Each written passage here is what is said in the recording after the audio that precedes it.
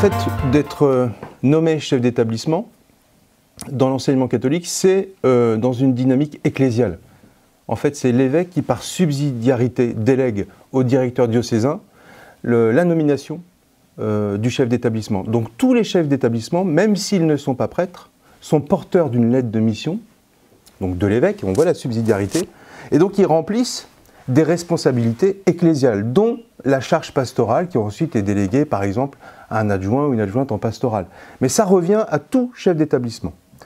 Moi, il se trouve que je suis nommé chef d'établissement ici à Fénelon-Notre-Dame, du collège, des lycées, des post-bac, de l'UFA, du centre de formation professionnelle. Et il se trouve que je suis prêtre. Donc ça prend tout son sens. Je pense que dans la volonté de la tutelle diocésaine et dans l'esprit de l'évêque, il y a l'idée de rejoindre les périphéries. Il y a l'idée d'être envoyé en mission là où la vie réelle, en dehors du simple enclos paroissial, là où elle a besoin d'entendre une parole particulière, une parole portée par un ministre. Et donc le prêtre chef d'établissement que je suis, ça a pour moi beaucoup de sens, parce que ça engage ma responsabilité de chef d'établissement vis-à-vis de mon ministère de prêtre. Autrement dit, moi je travaille et je fonde cette réalité sur une vraie cohérence. Je veux unifier ce visage de prêtre avec celui de chef d'établissement. Autrement dit, mon modèle ultime dans la pédagogie, avec les personnels, avec les enseignants, avec les bénévoles, avec les élèves, mon modèle ultime, c'est le Christ et la pédagogie du Christ. C'est pour moi extrêmement parlant et mon ambition, elle est tournée vers les autres, c'est de révéler le Christ, évidemment dans ma posture de chef d'établissement, mais dans notre mode de relation les uns avec les autres, pour que ça puisse permettre une vraie croissance de la communauté. Parce que pour finir et répondre à la question, une chose essentielle, un établissement d'enseignement catholique, c'est une portion de l'Église, c'est même une petite église locale. Ça, c'est passionnant à entendre, puisque le chef d'établissement est missionné par sa tutelle, par son évêque, et puisque derrière cette mission, c'est la dimension sacramentelle qui est convoquée dans chacune des responsabilités que le chef d'établissement porte. Voilà. Donc, vraiment, un établissement comme Fénelon-Notre-Dame, c'est une petite église, d'accord, qui doit prendre soin de ceux avec lesquels elle grandit, ceux qu'elle accueille.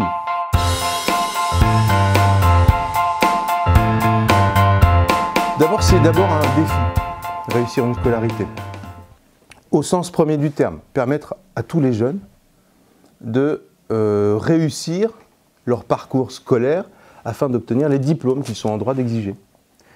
Mais voilà que dans l'enseignement catholique, il y a une dimension essentielle en plus, c'est que la réussite pour nous, elle va au-delà de la simple réussite scolaire, qui trouve sa traduction dans la délivrance d'un diplôme.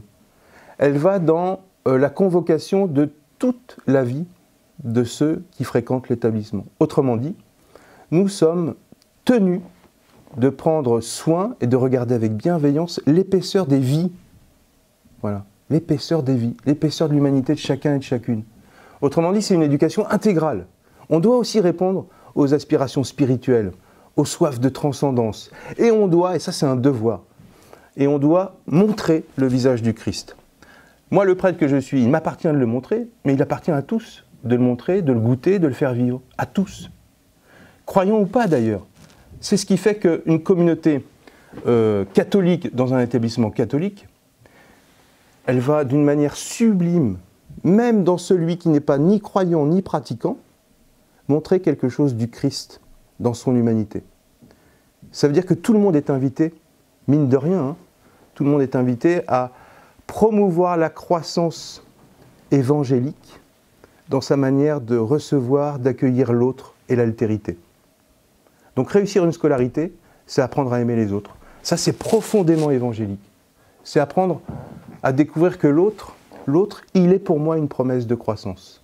Il est pour moi un rivage que je dois aborder avec bienveillance, avec respect et grandir à ses côtés.